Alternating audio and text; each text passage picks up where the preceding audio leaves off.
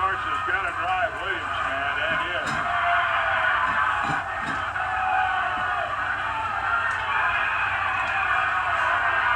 Piper saying no, hit him with an open hand. And you got to believe that Savage wants to believe him.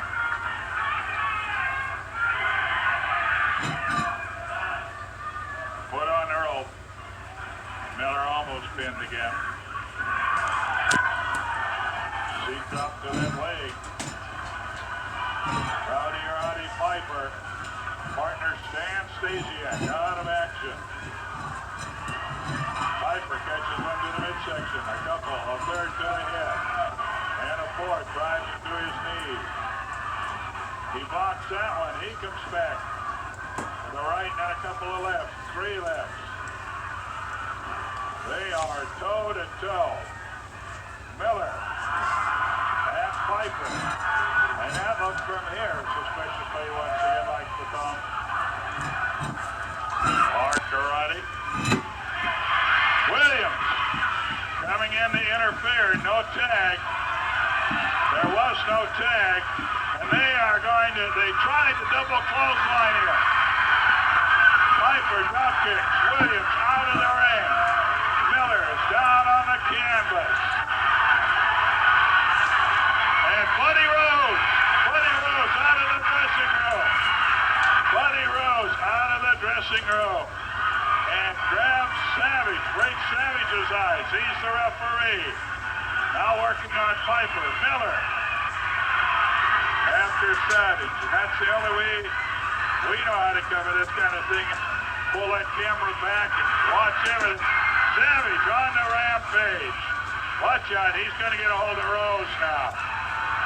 Rose grabbed by the ears as he's working on that left eye of Roddy Piper that he injured. And there is blood flowing from that eye. Piper appeared to have the title won for his team. Outside the ring and into the crowd. Piper after him. Rose dashing for the dressing room. Well, he picks up his Southwest Championship belt. And he's really grimacing up at Wahoo. I don't know what he has in mind, but the crowd is feeling rather hostile toward Tully Blanchard right now. I've always considered Tully a close personal friend of mine, but ladies and gentlemen, the young man has certainly changed. That's it. That's it. Tully leaves, and the match, whatever kind of match it was, is awarded to the one and only Wahoo McDaniels. We'll be back with more on Southwest Championship Wrestling in just a moment. Alrighty, let me get a few more cards in as we continue to get the fourth part here of Wrestling 80. Going to start off with January 13, 1980 in Dallas, Texas for World Class Championship Wrestling. We have a title change. Fans of the Von Erichs will be happy to know that Kevin Von Erich has won an American title from Max Bicka. January 13th, 1980 in Atlanta, Georgia for the Georgia Championship Wrestling territory. Ray Candy defeated Tom Boogaloo Shaft. Tony Atlas fought a draw with Ken Patera. Kevin Sullivan and Steve Travis defeated Austin Idol and Eddie Mansfield. Dick Slater fought a no contest with the original Sheik.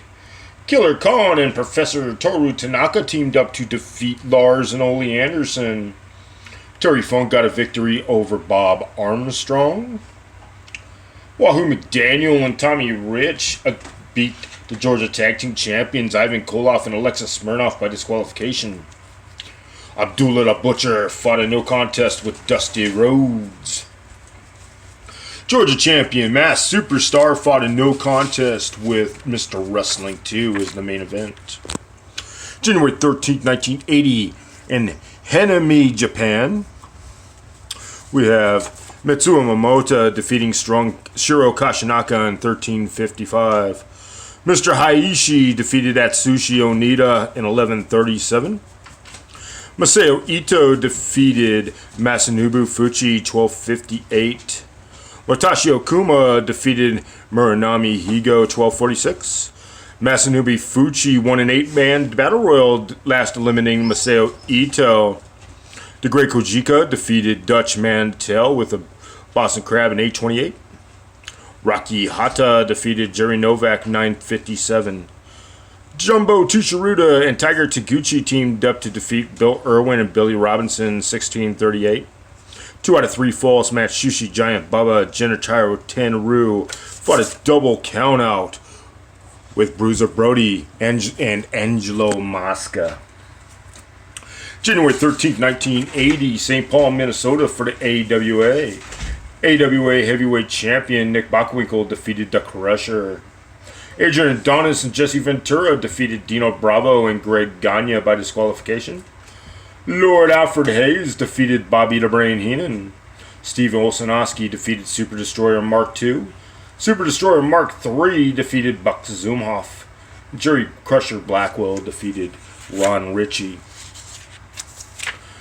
Also on the 13th of January 1980 in Toronto, Ontario, Sweet Daddy Siki fought a 15-minute draw with Chris Tolos. Klondike Bill defeated Joe Marcus in 5:47. Pedro Morales defeated David Patterson in 10:29. Greg Valentine defeated Johnny Weaver in 14:16. And WBF heavyweight champion Bob Backlund fought a double countout with Damas Destroyer in 16:40. Sounds like that would have been a great match as well. Canadian champion Dewey Robinson teamed up with Ric Flair as they beat NWA US champion Jimmy Snuka and Ray the Crippler Stevens in 19 minutes and 14 seconds. If you've got any kind of sense at all in that migraine head of yours, you better stop and pay attention to what I'm going to say, because I'm glad there's enough of you left to get back in that ring. You bushwhacked me up there, you hit me in the legs, you cut my eye, you cut my head. Well, let me tell you, that's not enough to stop me. You've got to kill me to stop me, man. I've had fights with some of the greatest. Valentine, this Spoiler, Koloff, all of them. I've fought with Wahoo. I'll even fight you, I don't care. Let me tell you, Blanchard, if you've got enough guts, and why a man like Joe Blanchard's got a son like that, I'm not taking it out on you, Joe, but I'll tell you, that son of yours will never get back in that ring after I get through with him. Because when I get through with him, there won't be enough of him left. No, I'm not through. I want you people to know that there's not going to be enough of him left for you. Come on, Casey. Casey, I know how you feel, man. The man stole the title from me with a pair of brass knuckles. I know how you feel. I know what you're going through. But all I'm asking you again, please, leave enough of him for me, because I'm not through with Tully Blanchard myself. As a wrestling promoter, I'm not proud of everything Tully does. But as a wrestling promoter, I'll see that he is in that ring. He'll put that title on the line. He will fulfill his commitments as a wrestler. That was Joe Blanchard, ladies and gentlemen, the father of Tully Blanchard. And Tom, it's just one of those things. I don't know what's happened, but it's happened. You know, I hate to talk about the man like that because of his father, because Joe is a great man, but Tully have ideas of his own. He's got himself in this trouble, so he's going to have to fight the battle by himself. Like his father said, he started all this, now he's going to have to finish it. Tully Blanchard, you better find a way out, because we got your back against the wall, Jack, and we are going to put a whipping on you that you will never forget. That's it. Tom Jaws. Ladies and gentlemen, stay tuned for more. Up in the ring, we've got the start of the third match of your televised portion of Houston Wrestling. And you are looking at the man in the white mask whom you have seen before, and you have seen him in the portion of the scrap from last week, El Gran Marcus, the one that he had with both Gino Hernandez and Killer Tim Brooks. Marcus, who has to wrestle Brooks. Alrighty, so January 13th, 1980 in Wheeling, West Virginia for the WWF. Rocky Tamoyo defeated Billy Berger. Baron Mikel Scaluna defeated Tony Altimore. Jojo Andrews defeated Ron Lee. Johnny DeFazio defeated Jim Grabmeyer. Gorilla Monsoon defeated Hussein Arab by countout. And Alpha and Sika defeated Dominic DeNucci and Ivan Putski. North Berger, New Jersey for January 13th, 1980. Again for WWF. Rene Goulet defeated Johnny Rodz. Afa and Sika defeated Mike Masters and Larry Zbyszko. Hussein Arab defeated Tito Santana. Bobby Duncombe defeated Dominic DeNucci. And WWF champion Bob Backlund defeated Swede Hansen. Alrighty.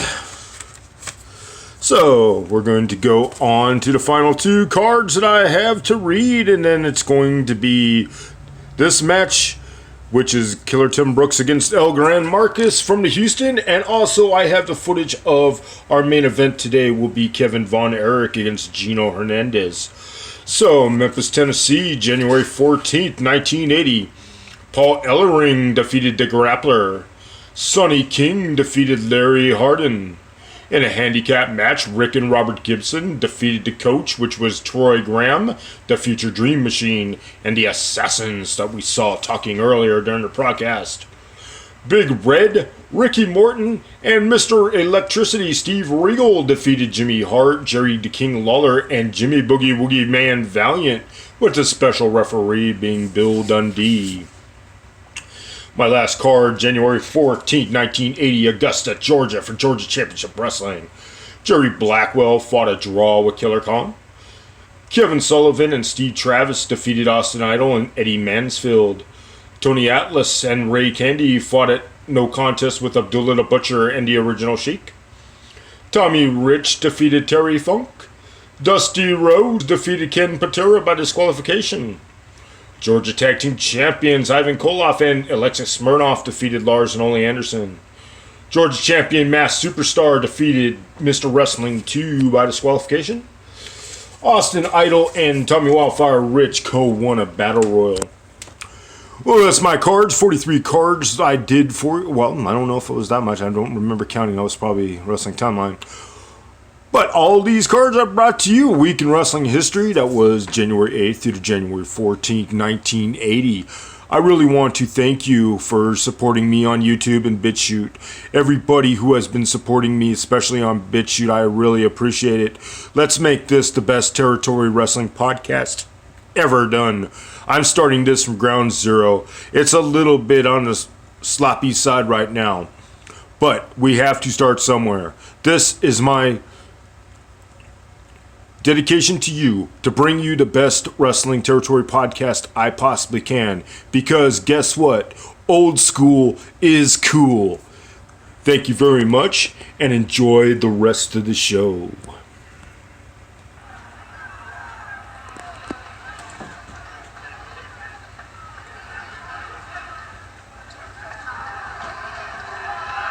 So Marcus now is in command up in the ring, but it's hard to stay in command with a guy like Brooks. And Brooks is better tonight than I have seen him in many a match. He has a purpose there, and he is doing something about it.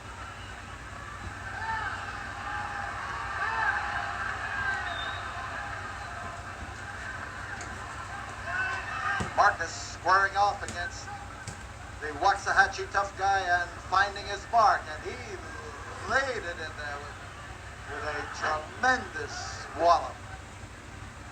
So did Brooks.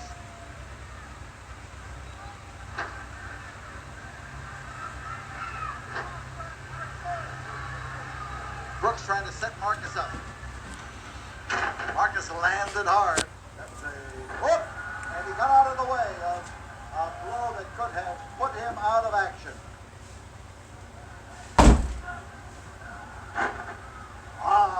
Whoa, how he caught it. Marcus trying to set him up, and Marcus, he's in behind him, and he's wrapping him up. He is trying to get those shoulders down, and he's got him tied up for sure, and there's breakdown, and there's Gino Hernandez caught one in the jaw, and out goes Killer Brooks, and Gino Hernandez and Marcus are at it now for fair. Marcus has him right where he wants him, and where this crowd wants him too. He's got him underneath, and here comes Brooks to drag him by the leg and pull him loose. Brooks and Gino Hernandez make it up the aisle only because Brooks was able to drag him from the ring. Gran Marcus gets a tremendous hand from this crowd. Cabeza de agua oxigenada. Gino, tú me la debes y muy pronto me la vas a pagar. Whatever he said was directed toward Gino. The crowd here recognizes Gran Marcus. Where the belt is, Playboy Buddy Rose. Now, everybody, I would like complete silence when I speak. I have come up here because I heard that the sponsors and Tom Peterson are offering $1,000 to any professional wrestler that will accept a hair match with the Playboy. Now, they've got a lot of gall, Tom Peterson and the other sponsors, to do something like this. What I'm trying to say is, they're offering, say, the Dutch Savages, the Rick Martells, the Roddy Pipers, the Stan Stasiaks, $1,000 just to accept the match, win, lose, or draw. Why aren't I offering $1,000 for putting my hair on the line? Now, first of all, where is Roddy Piper? Roddy Piper is in Los Angeles for the annual top 20 wrestlers in the world over the top battle royal. That was last night. There's airplanes. He could have been back tonight. Roddy Piper is running scared from me for a hair match. That's what he's doing. And I'll say something else. Win, lose, or draw, the sponsors of Todd Peterson putting up this $1,000 to anybody that accepts a hair match with me. That's just fine and dandy. I've been for months coming up here asking you wrestlers to put your hair on the line, fly them in. Anybody that's here in the territory, just step into the ring. If you lose, it's as simple as 1, 2, 3. If you lose, you shave your head. I'm not afraid. I must have a lot of guts to stand up here and look you wrestlers in the eye and look you people in the eye and ask for a match like that. But I don't see anybody coming up tonight. I don't see anybody coming around even with $1,000 floating around in the air from the sponsors to accept a hair match with the Playboy. You people know that nobody can beat me in a hair match. Now they say that the last 2 challengers that I have were not any competition. Steve Fardee was a competition, and then they said Red Bastien was a competition. Well, let's get some competition, and let me show you that the Northwest Pacific Heavyweight Champion backs up what he says. And as the old saying goes, when the tough get going, I get even tougher. You know, a lot of people would like to know my secret of how I always win, but I feel this way. Why let a child play with matches? That's All right, now let's pick up Gino Hernandez as he is back in the ring for a 1-fall, 15-minute match or less against Kevin Von Erich. Kevin makes his home up in Lake Dallas. He's a 230-pounder and one of the best drop kickers. I think the only rival he's really got in drop kicking is his brother Kerry. But here are 2 of the younger generation of wrestling. Both of them second generation wrestlers.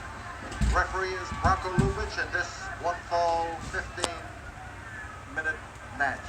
And catches the same arm. That's what he was after, and he went about it the long way, but he came up with it. That's the thing that counts. You go after a hold the same way all the time, and you're bound to lose out on it. Gino that time came over with a knee as he ran in, and he hooked Kevin Von Erich with it. Ooh, a solid kick, a solid kick. So Von Erich's in trouble. That brain-busting elbow of Gino Hernandez. And there goes Kevin on the solid floor here at the San Houston Coliseum.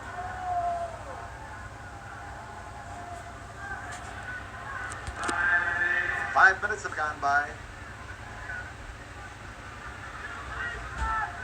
And Kevin starts in, gets a rude reception as he climbs on the apron of the ring. And now, this time he didn't come in there when Gino was ready for him. Gino wasn't ready that time.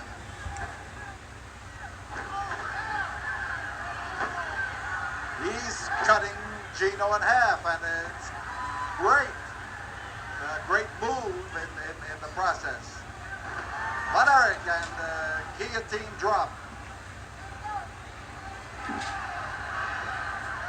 Oh, he landed solidly on the knees of Gino Hernandez. Gino come up there with both knees and caught him as he came through the air. But I think what may have saved Von Erich is that he landed on his with his stomach on the knees and not with a vital part of him. And landing on the stomach, he had an opportunity to protect himself with muscle. We want to remind you that next Friday night we've got two tremendous final events here at the Sam Houston Coliseum. Gino Hernandez, win, lose, or draw, and this one will face the Grand Marcus in what should be a bout we'll remember all through the 1980.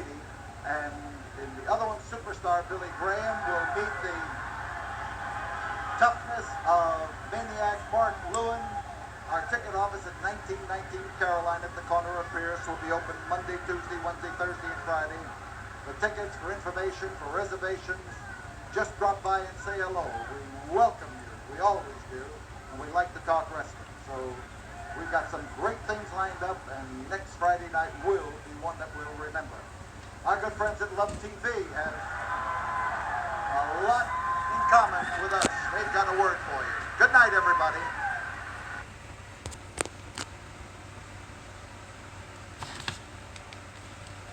Is the symbol of the two men he represents. But coming here to ringside comes Jose Lothario and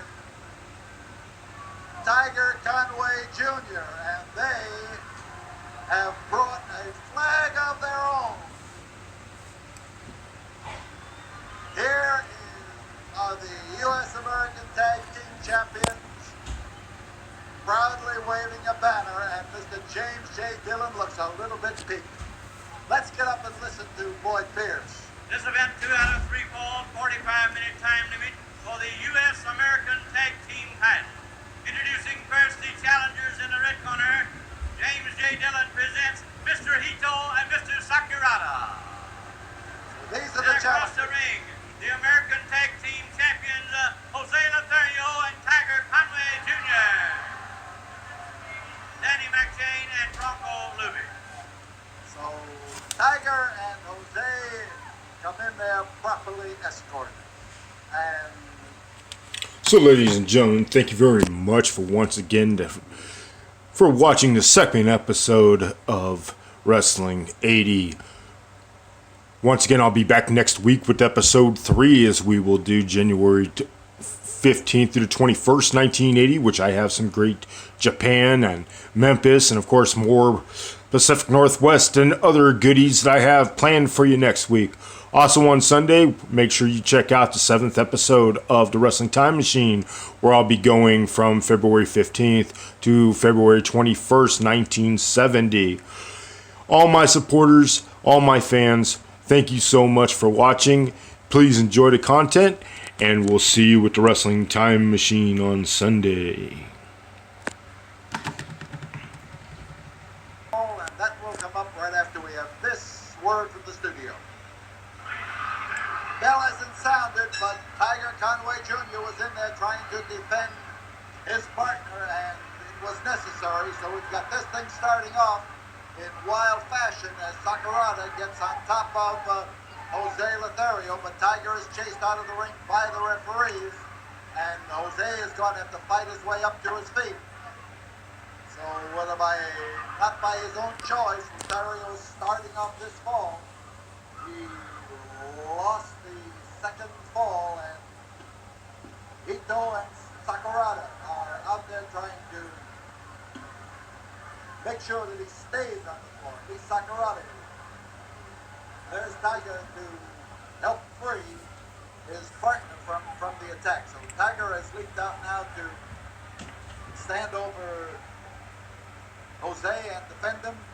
Unless, of course, Sakurada comes off that top rope. And he is likely to. Count is going on. Hito standing there ready to meet Lothario, and they put him in jeopardy immediately and run a lock in front of the referee. Tough move by the Japanese now to whip Jose Lothario. That belly breaker, and now a guillotine drop, and Lothario is ripe for the picking. Hito, tough guy in there with a chin lock and trying to force the issue by pressing well into Jose Lothario. Here, the quick touch, and of course the way they keep switching, he doesn't have a chance to get set, but now with the stomach claw he may. It's Jose Lothario boring in there, trying to grab away at the midsection and to force him down to the canvas and to force him to quit. Sakurada having his problems. The strong hand of Lothario, but Sakurada has been able to twist around and touch a bad break for Lothario because he had his man pretty far away from satisfaction. It was his own driving effort into Sakurada that pushed him around in the circle and got him into the corner. But now it's Hito. Hito is catching it solidly. Lothario goes to touch Tiger Conway Jr. and makes it. Conway at his best. He's got both of them in there, and he has driven Sakurada out of the ring.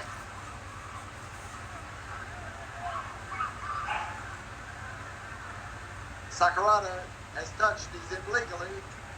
Ooh, they caught him hard up against that turnbuckle. And again, the pair of them could go driving in there. Here again, the pair of them working over Tiger as the referees go to push him aside. And Mr. Hito coming up to, and that's cooperation.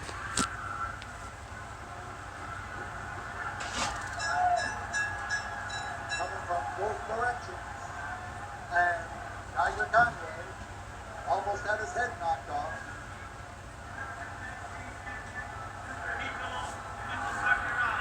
And the winners, the new holders of the U.S. American Tag Team title, Mr. Hito and Sakurada. Tiger Conway Jr. is in a bad spot here with the solid crack he received right across the throat.